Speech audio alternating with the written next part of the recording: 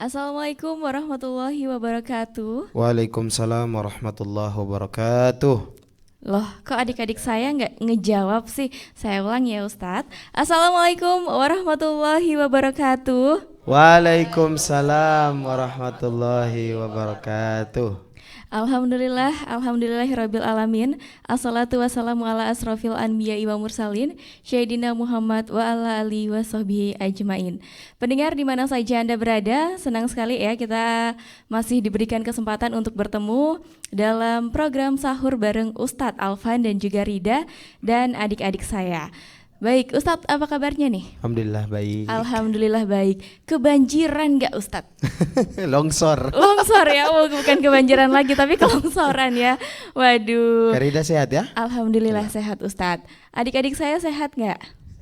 Alhamdulillah sehat. Boleh kali perkenalan diri dari ujung kiri Ya, yang pegang dari mic. Silakan. Silahkan. Nama saya Salman Al-Farisi. Oke. Nama saya Hilman Hamidi. Oke. Nama saya Muhammad Zaidan Sabit. Oke. Kenalkan, nama saya Laude Samsul. Iya. Oke, terima kasih banyak. Dan pendengar di mana saja Anda berada, waduh ini kayaknya satu kota Suri semua kebanjiran ya Ustadz, kebanyakan. Iya. Sampai Di tadi rumah banjir ya? di rumah juga tadi banjir Ustadz, tapi nggak begitu tinggi sih, alhamdulillah. Alhamdulillah. Oke, baik pendengar di mana saja Anda berada. Nah Ustadz, untuk topik kita pada sahur kali ini tuh apa Ustadz? Pembatalan puasa. Pembatalan puasa. Baik pendengar di mana saja Anda berada, sembari menemani pendengar yang sedang menikmati makan sahurnya, langsung saja ya saya persilahkan kepada Ustadz Alvan. Silahkan Ustadz. Baik, terima kasih waktunya. Bismillahirrahmanirrahim. Alhamdulillahi rabbil alamin. Allahumma salli wa sallim ala sayyidina wa maulana Muhammadin wa ala alihi wa ashabihi ajma'in.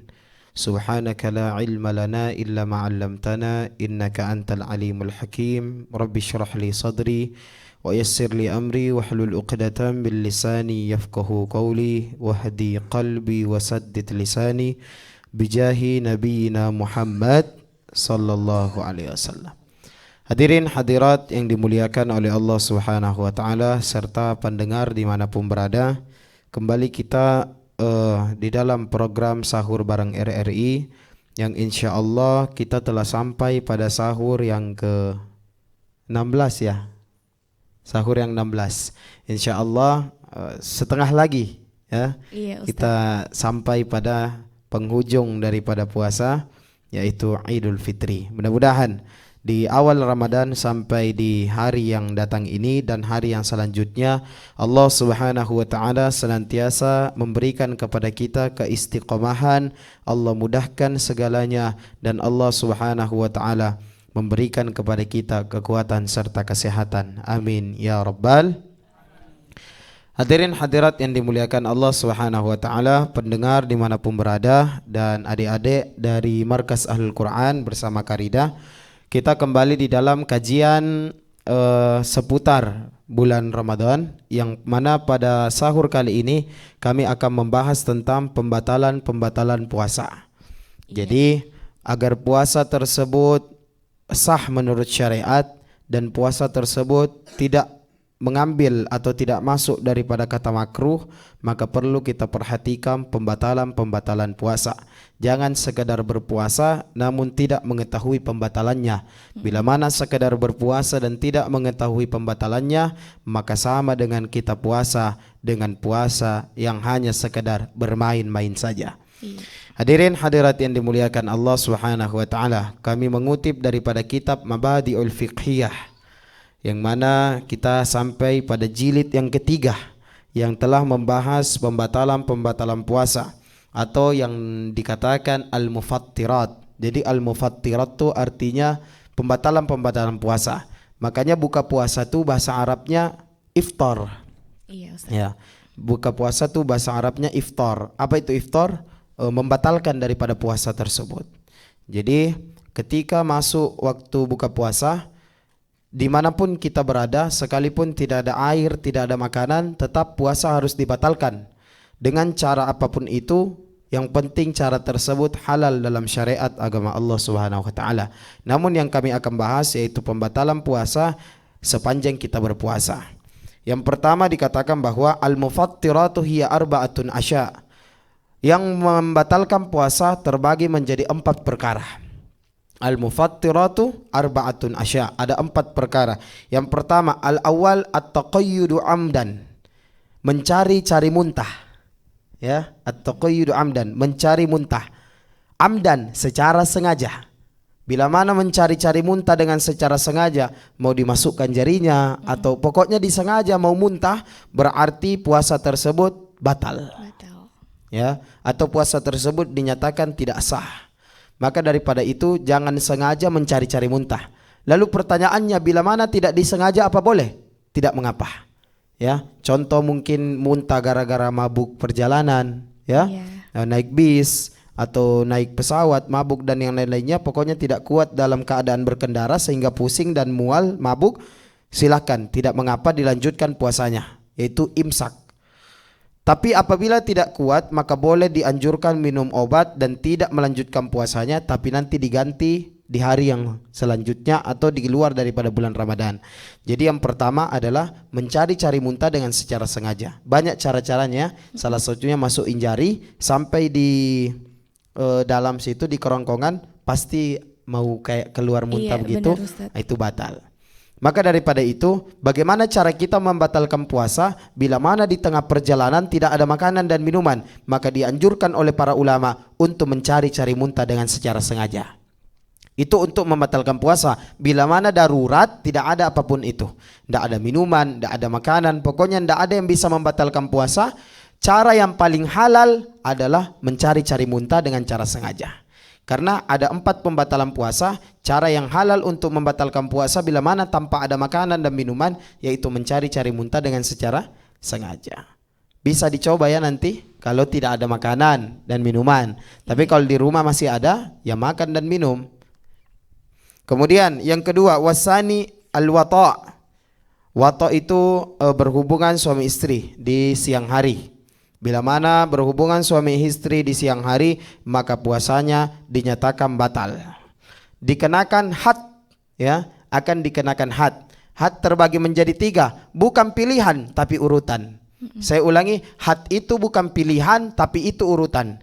Yang pertama adalah apa? Bila mana melakukan berhubungan di siang hari, yang pertama sebagai kafaratnya harus membebaskan budak. Harus membebaskan budak.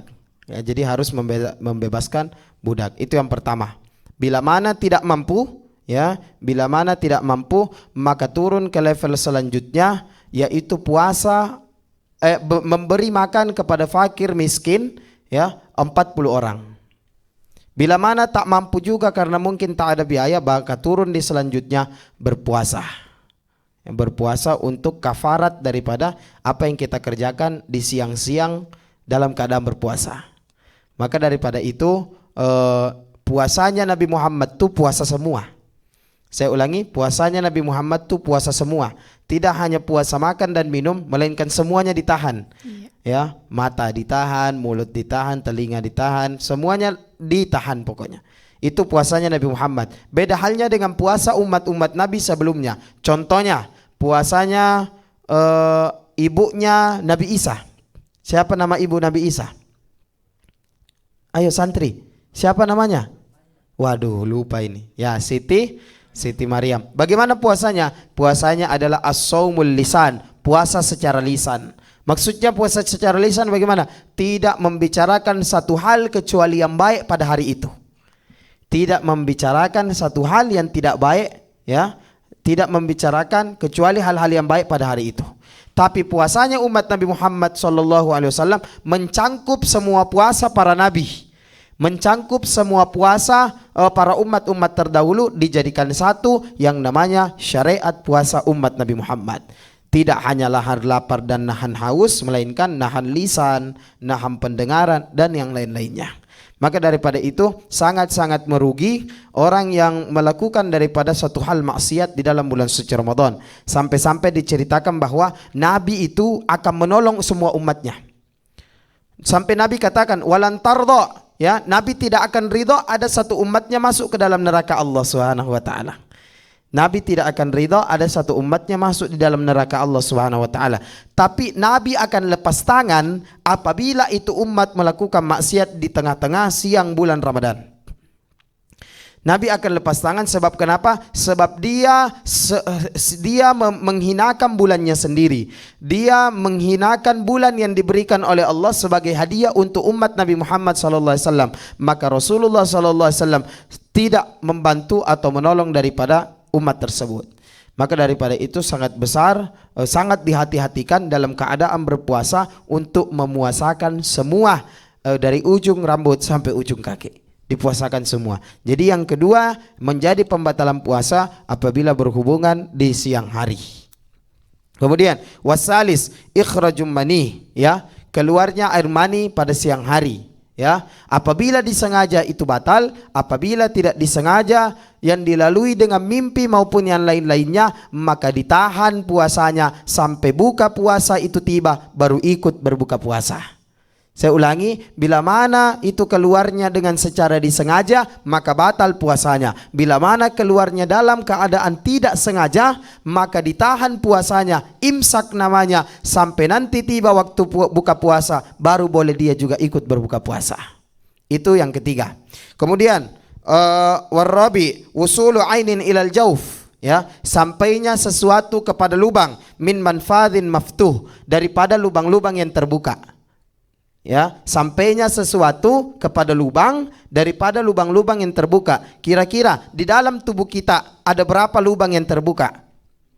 5, Samsul. Yang pertama, telinga. Bila mana ada kemasukan sesuatu di telinga, ya, maka batal tidak puasanya? Batal. Itulah makruh orang pergi berenang siang-siang dalam keadaan puasa. Ya, jadi kalau piknik dalam keadaan berpuasa saya kira tidak ada. Nanti selepas puasa atau sebelum puasa kalau mau piknik silakan. Jadi makruh orang yang berenang siang-siang hari dalam keadaan puasa sehingga itu air masuk ke dalam telinga, maka makruh puasanya, bahkan bisa membatalkan daripada puasanya. Itu lubang yang pertama. Yang kedua, hidung. Ya, termasuk daripadanya korek-korek kupingnya. Ada itu yang sering korek-korek kuping. Iya, benar. Sering korek-korek kuping setelah mandi maupun sebelum mandi, itu ditahan dulu dalam keadaan berpuasa. Nanti boleh dikorek lagi apabila setelah berbuka puasa. Ya, jadi tidak memasukkan sesuatu di lubang-lubang yang terbuka, salah satunya telinga. Kemudian dilanjut dengan hidung. Ya, masuknya sesuatu ke dalam lubang-lubang yang terbuka. Kira-kira kalau ngorong batal tidak? Ya, kalau ngorong batal tidak? Ya, ini kan jari sesuatu bukan? Masuk ke dalam. Ya, dikorek-korek. Ya, tidak mengapa apabila hal itu sesekali. Bila mana terus-keterusan menjadi makruh, makruh itu bisa membatalkan daripada puasanya. Ya, bisa difahami. Sama dengan gatal telingamu di siang hari dalam keadaan berpuasa, tiba-tiba gatal telinga, boleh begini saja. Ya, begini saja cukup. Tapi bila mana berketerusan terus keenakan, akhirnya makruh bisa membatalkan puasanya. Begitu dengan ngorong. Ya, jadi stop juga ngorong, puasa juga ngorong pada saat berpuasa di bulan suci Ramadan. Ya, jadi lubang yang kedua adalah hidung. Yang ketiga apa, Samsul? Mulut. Ya, itu sudah jelas ya, masuknya sesuatu ya dalam mulut, ya, apapun yang masuk itu maka batal puasanya. Ya, kita kembali ke hidung tadi. Bagaimana contoh ibumu masak, ya, tiba-tiba aroma masakannya itu tiba sampai mulut, tiba sampai hidungmu. Ya, ya, masak apa ini? Kira-kira bagaimana itu? Itu hukumnya makruh apabila dicari-cari baunya. Tahu cara mencari-cari bau? Ya, dihirup terus, ya. Tapi bila mana hal itu tidak disengaja, tiba-tiba lewat bau itu timbul, tidak mengapa. Namun bila mana sengaja dicari, makruh puasanya. Jadi tidak perlu untuk mencari-cari bau masakan. Yang penting sudah diketahui, oh masak ini sudah selesai. Ya, itu telinga, hidung dan mulut. Ya. Kemudian selanjutnya apa, Samsul? Ya, kemaluan ya, kemaluan depan dan kemaluan belakang. Ya, bila mana kemasukan sesuatu pada kemaluan depan dan kemaluan belakang, apapun yang masuk maka batal puasanya. Ya, Samsul, bisa dipahami? Ya, yang tadi yang jawab itu Samsul semua karena berhubungan dia dari pesantren ya. Dia dari pesantren Mangkoso, jadi mungkin telah mengetahui beberapa fikih-fikih di dalam puasa. Jadi bersyukur kita karena diserui banyak daripada santri-santri yang bisa kembali ke daerahnya masing-masing untuk menghidupkan daripada daerah ini. Karena ada satu cerita begini. Kami waktu di cerita ini diceritakan oleh teman kami, ya, dia sedang pesantren di Sunni Salafiyah, As-Sunni As-Salafiyah nama pesantrennya. Pembinanya atau pembimbingnya namanya Al-Habib Taufik bin Abdul Qadir As-Sagaf, ya, yang sekarang menjadi ketua Robitoh Alawiyah. Beliau mempunyai santri juga asal Papua yang dibawa oleh Al-Ustadz Payage. Kenal? Ustadz Payage. Nah, Ustadz Payage itu tidak tahu tahun berapa ke Serui. Beliau itu punya santri dibawa ke Habib Taufik As-Sagaf. Banyak beberapa santrinya Papua, ya, orang Papua, dan bercampur dengan santri-santri yang lainnya. Tiba-tiba ini yang santri dari Papua, ya, loncat-loncat di atas kasur, ya, mungkin bahasa gaulnya udik, ya, mungkin baru lihat kasur yang empuk dan yang lain-lainnya, loncat begitu, akhirnya dihinalah oleh santri yang lainnya, ya, dihina, ya, dibuli, pokoknya dibuat hatinya gelisah dan sedih. Tiba-tiba laporan sampai ke telinganya Habib Taufik As-Sagaf, mengatakan bahwa siapa tadi yang membuli santri dari Papua? Ya, semuanya mengaku. Angkat tangan. Apa Habib Taufik katakan? Habib Taufik katakan bahwa kalau kamu ini yang semuanya tidak jadi dari pondok pesantren, saya tidak khawatir. Tapi kalau santri dari Papua tidak jadi, saya khawatir. Ya. Saya ulangi, kalau kamu semua yang bully ini santri dari Papua, saya tidak khawatir kamu tidak jadi. Tapi kalau santri Papua yang tidak jadi, saya khawatir. Karena di Papua kurangnya ulama, kiai, ya, habaib yang mengajarkan tentang ilmu-ilmu keagamaan. Jadi kalian bersyukur, terkhusus kita di Serui bersyukur, di mana-mana kita telah dipenuhi oleh para penerus estafet dakwah Nabi Muhammad, yaitu para santri datang dari berbagai pondok pesantren untuk memakmurkan dan menambah cahaya, terkhusus di daerah kota kita tercinta yaitu Serui. Ya, jadi bersyukur, alhamdulillah banyak santri yang datang pada tahun ini. Jadi itulah keempat hal-hal yang membatalkan puasa yang dijelaskan di kitab Mabadiul Fiqhiyah. Sebenarnya banyak yang membatalkan puasa, tapi ini kita buka kitab dasar saja. Kalau kita buka naik-naik sedikit di Safina, naik-naik sedikit di Muqaddimatul Hadramiyah, naik lagi sedikit di Zubat, naik lagi Umdatus Salik, oh itu tambah panjang. Atau naik lagi di Takrirat, 4 madhab menjelaskan tentang pembatalan puasa, panjang lagi. Maka kami di pertemuan, setiap pertemuan kami sampaikan sesuai dengan kadar dasar-dasar yang kita sampaikan sebagai syariat Rasulullah SAW, agar kita memahami dulu dasarnya, baru kemudian kita menggali daripada isinya. Jadi ada 4 yang dijelaskan di kitab Mabadiul Fiqhiyah yang membatalkan daripada puasa seseorang, serta bisa tidak sah daripada puasanya seseorang. Jadi hati-hati, perlu kita mengetahui bahwa ketika kita puasa ada hal-hal yang membatalkan puasa. Ya, salah satunya tadi, ya, adalah apa? Salah satunya tadi adalah berhubungan, kemudian keluarnya air mani, dan kemudian apa namanya, masuknya lubang, ya, masuknya sesuatu ke lubang yang mana lubang tersebut terbuka, ya. Ada lubang yang tidak terbuka, ada pori-pori, ya. Kalau masuk di pori-pori batal tidak puasa. Naik motor hujan, ya, siang-siang kayak tadi kan, nah siang-siang hujan, tiba-tiba masuk, ya, air tersebut di dalam pori-pori kita, kira-kira batal tidak puasa? Tidak, karena lubangnya dalam keadaan tertutup, bukan lubang terbuka, maksudnya tidak jelas dipandang mata.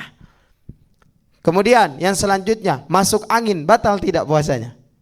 Kamu biasa sering masuk angin tuh bilangnya, ya, masuk angin atau angin masuk? Ada penyakit masuk angin? Ya, masuk angin atau angin masuk? Masuk angin. Kamu masuk ke angin atau angin masuk ke kamu? Ya, jadi kalau masuk angin tidak batal, ya, tidak batal. Tapi kalau memungkinkan untuk meminum obat karena mungkin terlalu sakit ya silakan batalkan puasanya, karena in kuntum maridun aw ala safar fa iddatum min ayamin ukhar. Kalau sakit berperjalanan boleh tidak puasa, tapi nanti jangan lupa diganti di luar daripada bulan suci Ramadan. Jadi itulah pengertian 4 hal yang membatalkan puasa. Sebenarnya banyak sekali ya, cuman karena kita ambil yang dasar-dasarnya, karena waktu pertemuan kita di setiap pertemuan hanya setengah jam ya, Iya, untuk benar, menemani sahur para pendengar dimanapun berada, sehingga di setiap sahurnya ada timbul keberkahan dan manfaat penambahan ilmu, sehingga Allah inginkan kepada kita kebaikan demi kebaikan, terkhusus di bulan suci Ramadan yang dimuliakan oleh Allah Subhanahu wa taala. Mungkin demikian yang bisa kami sampaikan. Baik, terima kasih banyak Ustadz. Dan pendengar masih dalam program sahur bareng Ustadz Alvan dan juga Rida. Selanjutnya saya mau ke adik-adik saya nih. Dari penjelasan Ustadz tadi, mungkin ada yang mau ditanyakan? Ya, silakan. Silakan. Perkenalan diri, terus pertanyaannya. Ya. Assalamualaikum warahmatullahi wabarakatuh. Waalaikumsalam warahmatullahi wabarakatuh. Ya. Perkenalkan, nama saya Laude Samsul. Tadi Ya. sudah kenal tadi. Oke. Silakan. Tapi Ustadz, saya mau bertanya. Iya, silakan. Bagaimana kalau kita tidak sengaja lewat baru menghirup bau asap rokok? Ya. Baik, terima kasih banyak. Waalaikumsalam. Iya. Kenapa? Kamu kenapa Samsul? Kenapa? Ya baik. Ya. Ya, karena terkadang begini, banyak orang-orang yang kadang bukan tidak mengerti ya, hanya tidak menempatkan sesuatu pada tempatnya. Mungkin bisa saja kita menghormati orang yang puasa. Iya. Contoh kita tidak puasa, ya janganlah hisap rokok, makan dan minum di depan orang yang puasa. Kami ceritakan satu kisah, ada seorang anak ya yang masuk surga di akhir hayatnya. Ya, diizinkan oleh Allah Subhanahu wa taala masuk di dalam agama Islam. Ya, Allah izinkan ya di akhir-akhir hayatnya sebelum meninggal. Apa didikan orang tuanya? Orang tuanya padahal dalam keadaan Nasrani. Ya, apa didikan orang tuanya? Orang tuanya selalu memukul anaknya. Ya, apabila makan dan minum di bulan Ramadan di depan orang yang sedang berpuasa. Jadi kalau ada orang berpuasa, anak itu dilarang sama ibunya makan dan minum di depan orang puasa. Dilarang. Sampai akhir hayatnya, gara-gara dia menghormati bulan Ramadan, dia menghormati orang yang puasa, di akhir hayatnya Allah izinkan mengucap 2 kalimat syahadat, masuk Islam, baru kemudian meninggal dalam keadaan Islam. Ya, hebat. Jadi hargai, ya, hargai, hormati orang yang sedang berpuasa, karena doa-doa orang yang puasa tuh diijabah.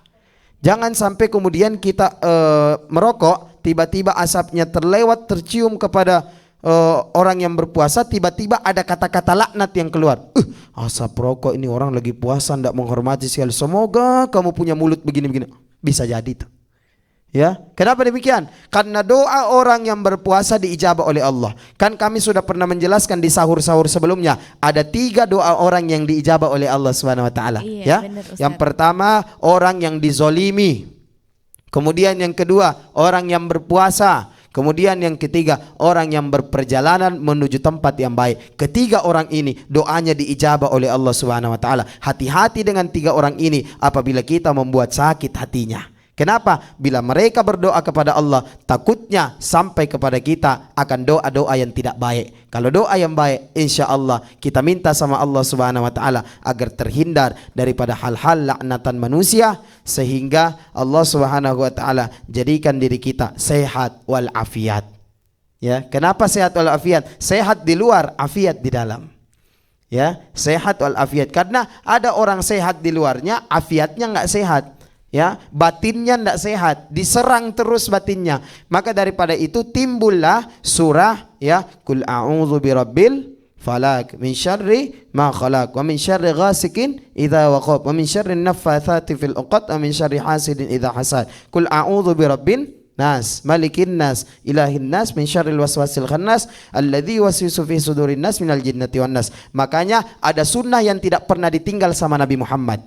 Ada sunnah yang tidak pernah ditinggal sama Nabi Muhammad, yaitu sunnah daripada membaca kulhu 3 kali, dilanjut Qul a'udzu birabbil falak satu kali, Qul a'udzu birabbin nas satu kali, ditiupkan kedua tangannya yang diadahkan kepada Allah Subhanahu wa taala, baru diusap seluruh badannya sebelum tidur. Biar apa? Dijaga oleh Allah dalam keadaan tidur. Coba kamu dalam keadaan tidur, kira-kira siapa yang menggeser tai mata kalian di samping? Ya, kalian biasa bangun ada kotoran di ujung-ujung mata. Iya. Siapa yang geser itu ke samping? Ya, siapa yang geser kira-kira? Malaikat yang diutus atas izin Allah Subhanahu wa taala. Maka daripada itu, kalau mau tidur diperbaiki. Insyaallah nanti pertemuan selanjutnya kami akan jelaskan tentang adab-adab tidur. Ya, karena tidur ini tidak sembarang diajarkan oleh Nabi Muhammad. Sampai-sampai banyak yang diajarkan oleh Nabi Muhammad perihal tidur yang masuk di dalam adab-adab naum, adab-adab tidur. Jadi untuk pertanyaannya, bila mana dalam keadaan tidak sengaja tidak apa-apa. Ya, tapi kalau kamu terus begini, enak ya, saya juga kayak rasa hisap rokok ini, teruskah terus batal. Ya, teruskah terus ya batal. Tapi kamu lewat saja baru hirup begitu nggak jadi masalah. Tapi kalau terus menerusan menjadi makruh, batal lah puasanya. Bisa dipahami Samsul? Ya, maka daripada itu pandai-pandai menghormati dan menghargai orang yang berpuasa. Kenapa? Sekalipun kita tidak puasa, kita menghargai dan menghormati orang yang puasa. Insya Allah apa yang didapat oleh orang yang puasa, kita juga bakal dapat. Ya, contoh perempuan-perempuan yang dalam keadaan halangan kan tidak puasa, ya hormati yang puasa. Insya Allah sekalipun dia tidak puasa, dia bakal mendapatkan apa yang orang puasa dapatkan. Demikian Samsul. Baik, terima kasih banyak Ustadz. Selanjutnya siapa lagi yang mau bertanya? Silakan. Assalamualaikum warahmatullahi wabarakatuh. Waalaikumsalam warahmatullahi wabarakatuh. Izin bertanya Ustadz, Silakan. bagaimana cara kita berbakti kepada orang tua? Baik orang tua kita masih hidup maupun sudah meninggal. Mohon penjelasannya Ustadz. Terima kasih. Baik, terima kasih banyak. Dengan adik siapa? Zaidan. Zaidan. Silakan Ustadz Alvan. Ya baik.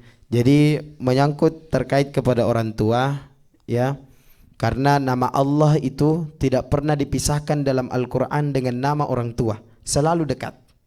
Ya, selalu dekat nama Allah dan nama orang tua di dalam Al-Quran. Coba buka Al-Quran.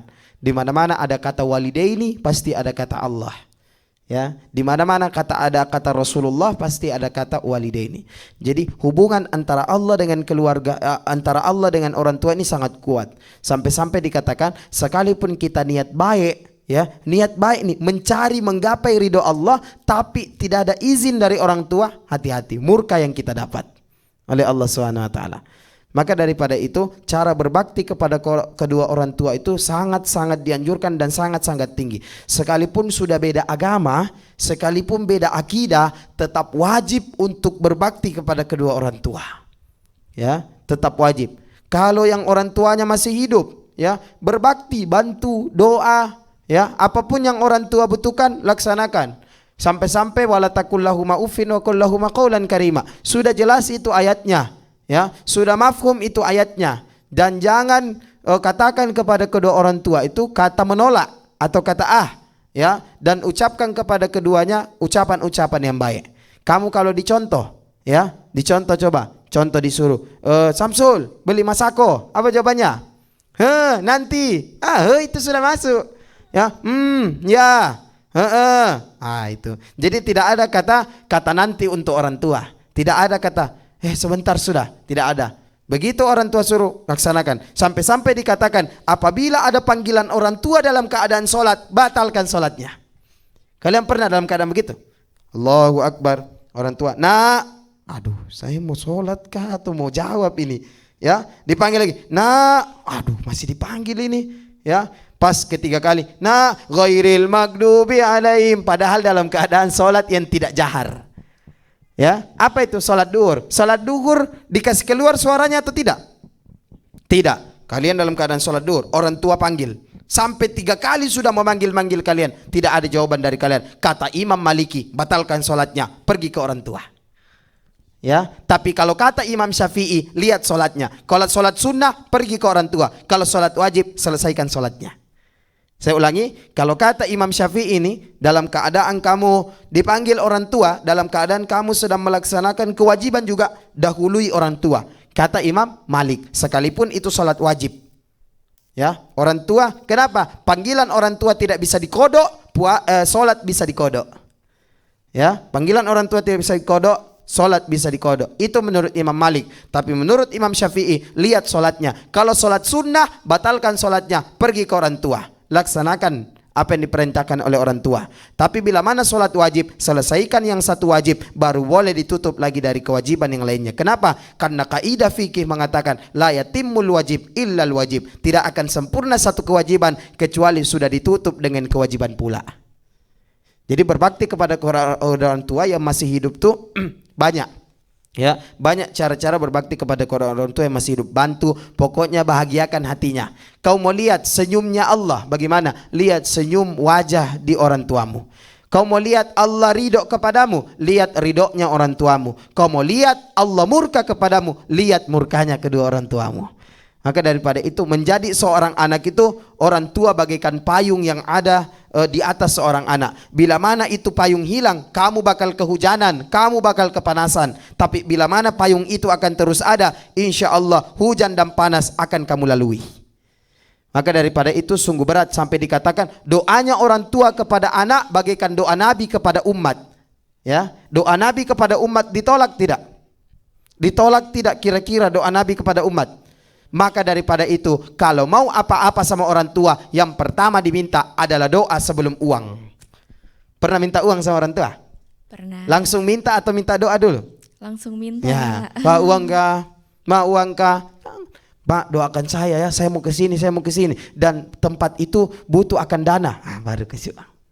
Ya, Mas saya mau ke sekolah, doakan saya biar lancar belajar. Uang ojek kah, uang jajan? Baru dikasih. Gitu. Jadi yang pertama kata Syekh Abdul Qadir Jailani itu, ya, ajarkan kepada anak kita tuh minta dulu sama Allah, baru minta sama manusia. Maksudnya apa? Doa dulu, baru minta sama kita.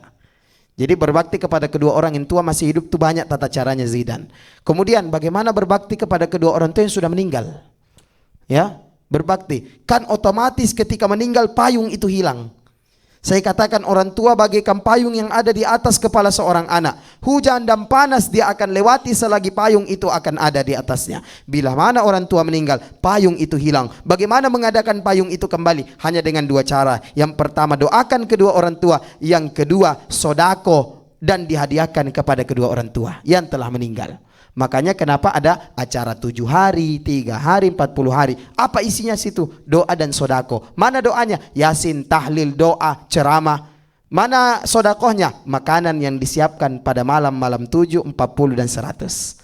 Ya. Jadi kalau ada orang yang menolak malam 40, 7, 3 dan 100 dan yang lain-lainnya, berarti dia tidak menginginkan kedua orang tuanya, didoakan dan disodakokan. Sedangkan kata Nabi Muhammad, orang yang meninggal hanya butuh dua. Yang pertama doa dan yang kedua sodako. Berarti orang yang tidak menjalankan itu dikhawatirkan orang tuanya yang sudah di alam barzah dalam keadaan disiksa oleh Allah Subhanahu wa taala. Ya, jadi laksanakan 7 hari, 3 hari, 40 hari, 100 hari agar meringankan urusan-urusan jenazah dan mayit dalam alam barzah tersebut. Jadi kembalikan payung itu dalam keadaan doa dan sodakoh. Ya, tapi bila mana orang tua belum meninggal, tata caranya sebagaimana yang awal kami jelaskan banyak. Ya, minta doa, minta ridho, minta yang lain-lainnya pokoknya. Baik demikian, bisa difahami Zaidan ya? Bisa, baik. Terima kasih banyak Ustadz Alvan. Dan untuk adik-adikku yang dua ini karena waktunya ya, jadi pertanyaannya disimpan aja dulu, nanti baru ditanyain dari belakang ya. Baik, pendengar di mana saja Anda berada, masih dalam program sahur bareng Ustadz Alvan dan juga Rida. Nah, selanjutnya nih pendengar, kita akan mengajak pendengar di mana saja dan juga adik-adik untuk bersolawat bersama nih Ustadz. Apa solawat yang akan dibawakan untuk ada sahur kali solawatnya? ini? Disiapkan atau tidak ada? Ya, begitu kami pandu ya. Salawatnya adalah ya Rasulullah. Ya, dengan nada ya Imam Ar-Rus. Ya, semoga yang dengar di rumah bisa diikuti dan yang hadir bersama kita di studio juga, sehingga kita buka sahur kita, awal Ramadan kita, awal puasa kita dengan bersolawat kepada Nabi Muhammad SAW sampai ke hari-hari selanjutnya. Allahumma salli wa sallim wa barik alaihi Ya Rasulullah, salamun alaik. يا رفيع الشان والدرج عذفة يا جيرة العالمين يا أهيل الجود والكرم. Gimana, hafal? Kita ulangi lagi ya. Ya Rasulullah salamun alaik ya rafi'a syani wa daraji atfatan ya jiratal alamin ya uhailal judi wal karami. Alhamdulillahirabbil Alhamdulillahirabbil alamin. Dan pendengar, akhirnya kita sudah sampai ya di penghujung acara kita. Namun sebelum kita berpisah, kita akan menutup acara ini dengan doa Ustadz. Silahkan Ustadz. Ya, baik. Ya, sebelum kami berdoa, kami mohon kepada yang menonton YouTube-nya jangan lupa jangan lupa di like, di komen, dan juga di subscribe. Alhamdulillah kalau sudah, bisa salin link terus dibagiin ya Ustadz ya. Betul sekali. Alhamdulillah target yang kita targetkan selama 2 hari kemarin sudah mencapai. Ya. Iya. Jadi silakan ya dibagi-bagi sodakoh jempolnya ya di YouTube RRI Serui ya, kita di bawah sini nih, di bawah sini. Di bawah sini. Ya baik, kami akan menutup dengan doa. Mari sejenak kita menundukkan kepala seraya berdoa kepada Allah Subhanahu wa taala agar Allah kuatkan kita, sehatkan kita sampai di penghujung bulan Ramadan ini. Amin ya rabbal alamin. Bismillahirrahmanirrahim. Alhamdulillahirabbil alamin. Shalli wa sallim ala sayidina Muhammad wa ala ali sayidina Muhammadin ghina faqri wa hayata ruhi wa sururi qalbi wa najati fid dini wad dunya wal akhirah. Allahumma innaka afuwun karim tuhibbul afwa fa'fu anna ya karim ya azim ya rahman ya رحيم. اللهم بارك لنا في شهر رمضان ويعيننا على الصيام والقيام وتلاوة القرآن وحسن الختام. ربنا آتنا في الدنيا حسنة وفي الآخرة حسنة وقنا عذاب النار. صلى الله على سيدنا محمد وعلى آله وصحبه وسلم. الحمد لله رب العالمين. Alhamdulillah. Baik pendengar di mana saja Anda berada, akhirnya kita sudah sampai di penghujung acara sahur bareng Ustadz Alvan dan juga Rida dan adik-adik saya ini. Namun sebelum kita berpisah, saya Rida selaku pembawa acara mewakili Ustadz Alvan dan juga adik-adik saya. Apabila kami terdapat salah kata maupun tindakan, kami memohon maaf yang sebesar-besarnya. Wabillahi taufiq wal hidayah. Wassalamualaikum warahmatullahi wabarakatuh.